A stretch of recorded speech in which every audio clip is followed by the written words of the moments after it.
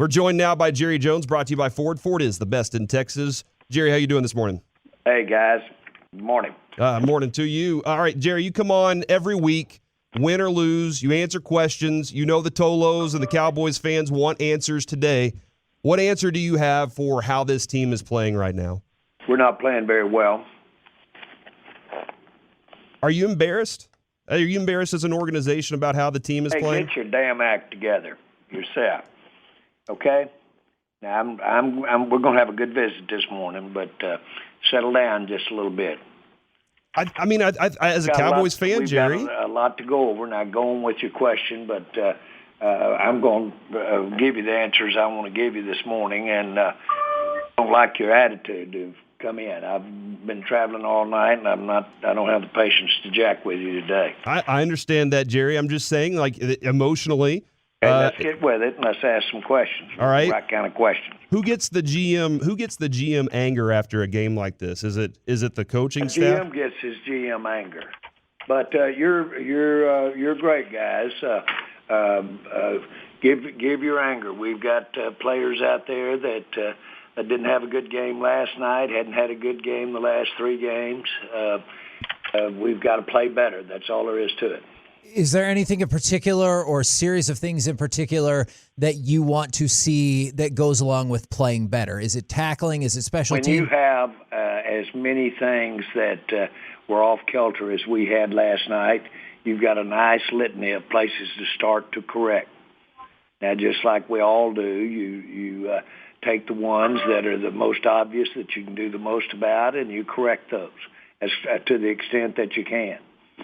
That's what we tried to do last week, and we'll try to do it these next 10 days before we play the Rams. Did you think then maybe from the Bills game to this game you did not see those corrections on the field that you'd hope for?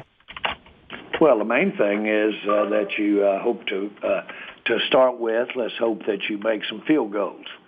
You get your kicker out there, you have him practice. He's missed 10 this year. I think that's the high for the NFL.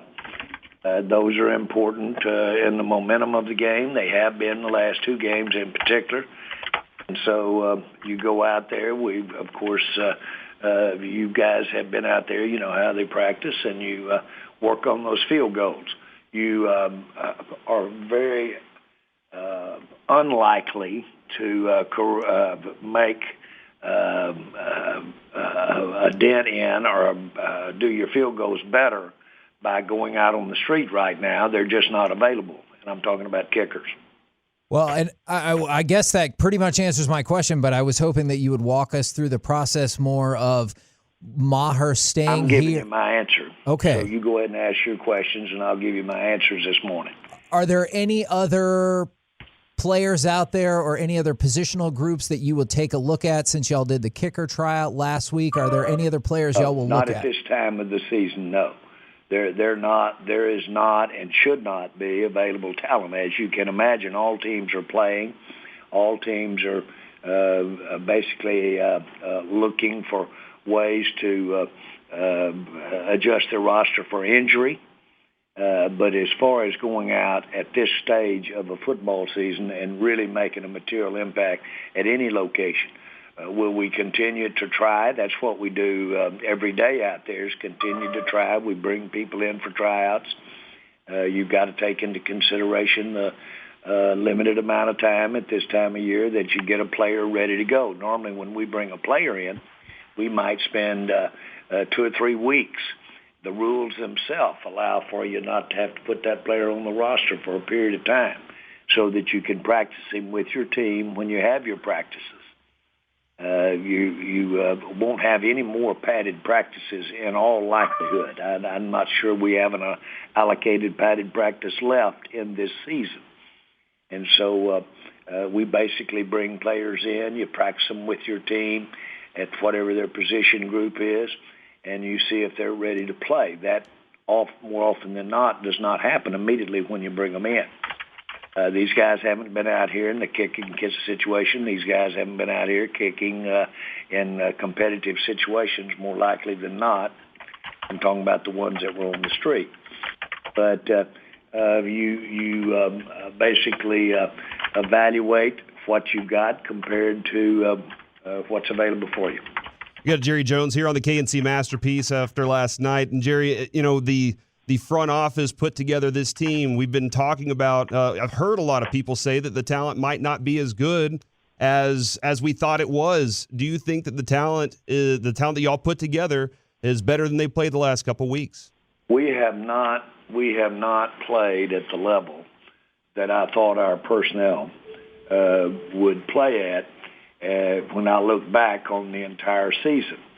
You can take each position group and you can basically evaluate how their talent level could have played better.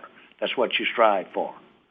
Like all the teams I've ever been associated with, this team has better talent at some positions than they do other, has better depth at some areas than you do other. And we've been, along those lines, we've been very lucky on our injuries. We haven't had injuries to key positions. That team we played last night, the Bears, were arguably very limited in that they had a lot of people missing last night. A lot of their players that they were counting on lost a top player during the game. And so it just shows that the good job they did. We knew they had a top defense coming in, but I sure thought that we would be able to be more effective against their offensive line.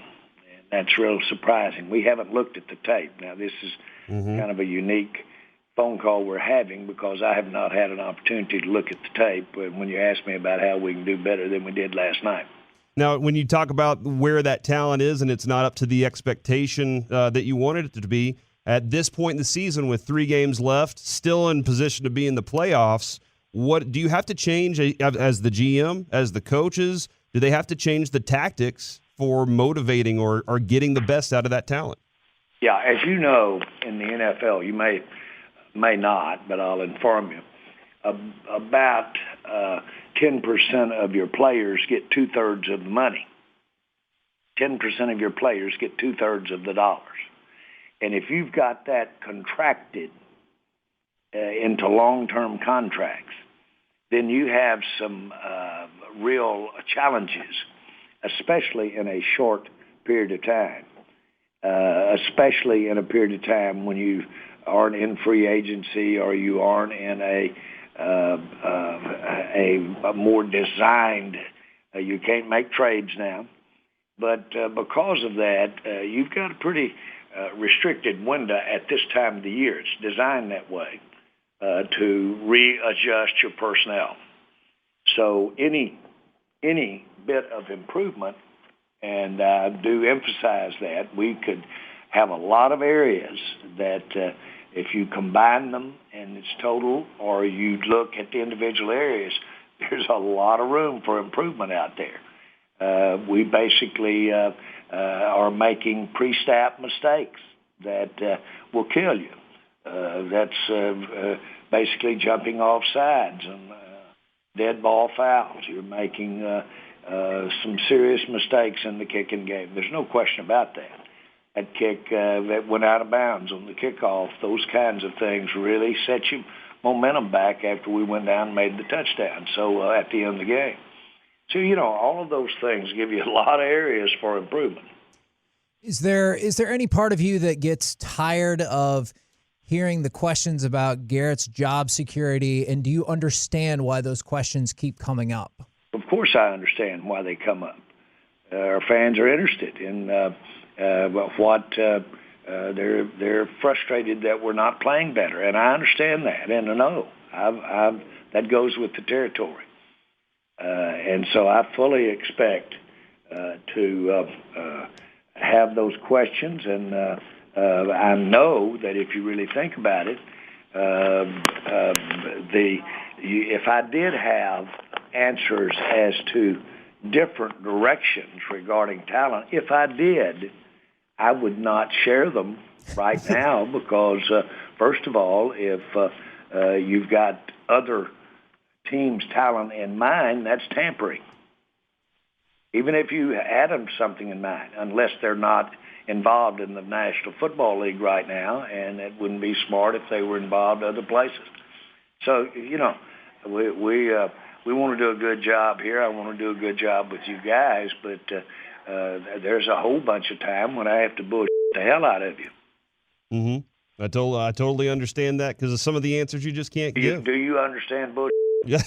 Well, we just had to drop that twice, so I just leave it. Thank goodness for the radio.com app. Well, along those lines, you just referenced the fans, and I know you care. That's not your end-all, be-all, but you hear the fans and you know what they are saying. What would be your response to the fans who last night on social media said they felt like this team quit on Jason Garrett?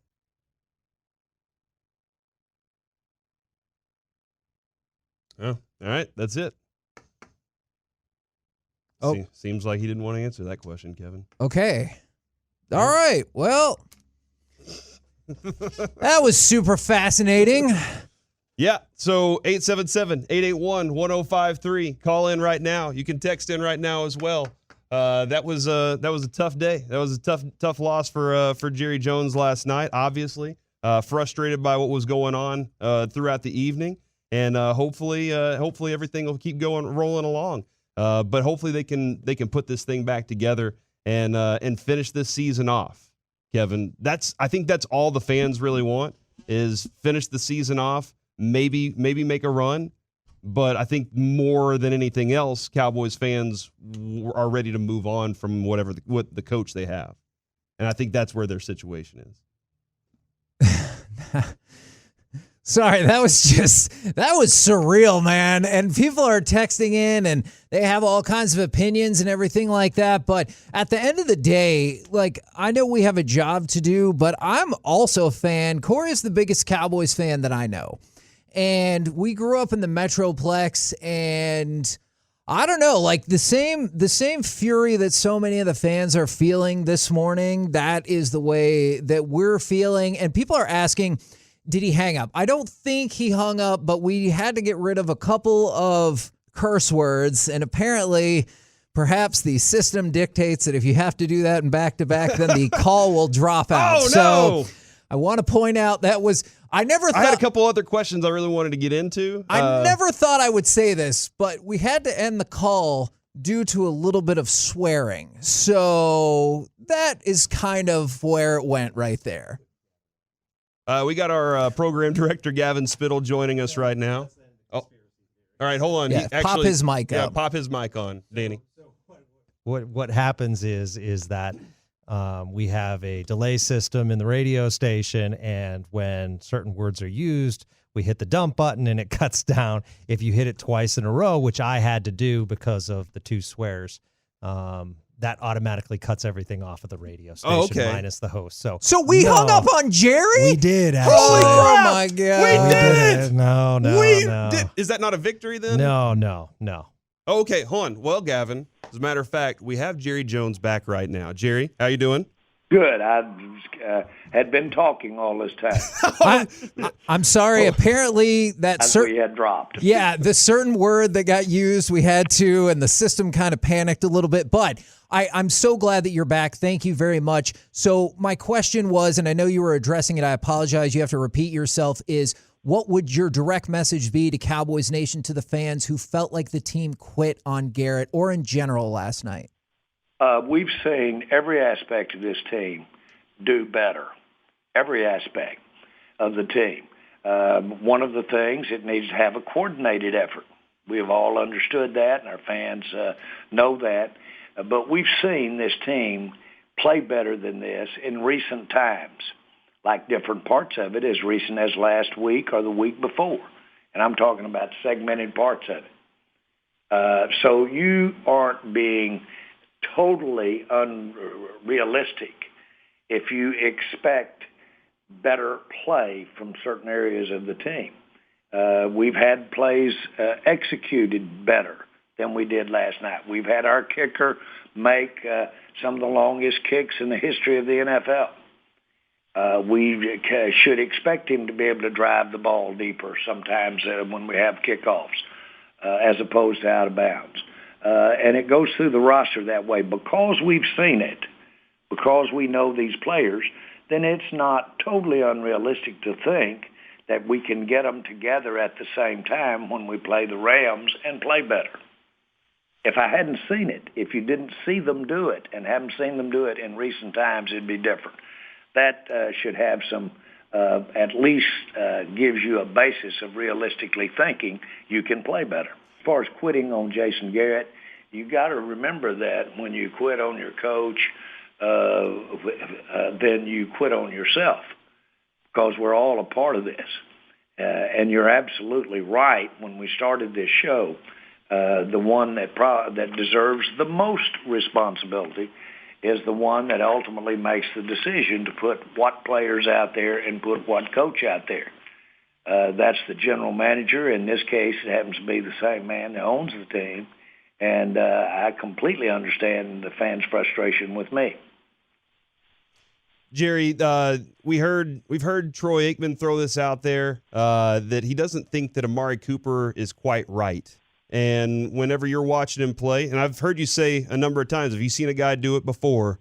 You think there's something in him that he can do it again. We haven't seen that from Amari Cooper lately. What's going on with Amari? Well, first of all, I don't want to be state the obvious, but I'm going to.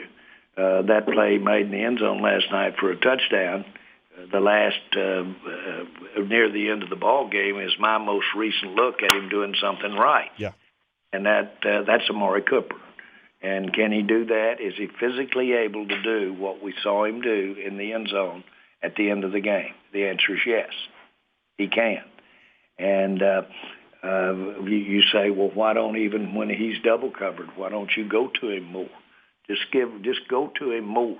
Well, what's happening is you're seeing Gallup becoming open because a lot has to do with Amari Cooper being on the field.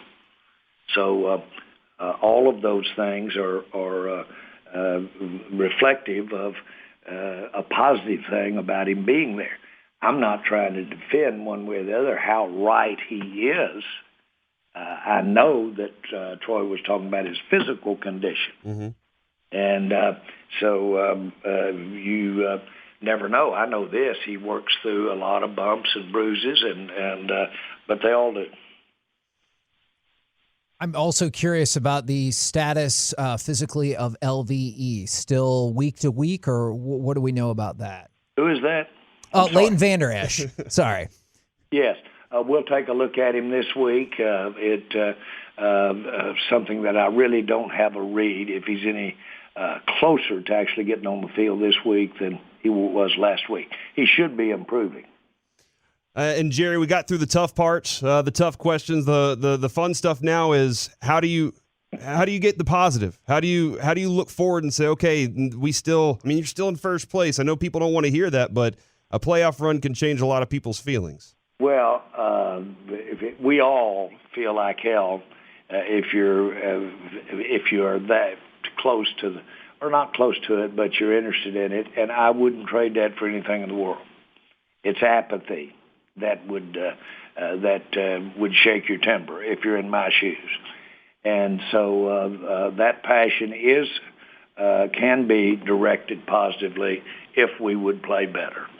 And I'm not trying to be trite, but I want to say it one more time. I've seen these guys individually and collectively play better in recent times. They can play better. And I've seen the things that we're trying to make work better. That was tough, seeing our back come out of the back, seeing our fullback come out and not be on the same page with Dak. Those are the kinds of things. You don't get many tries like that.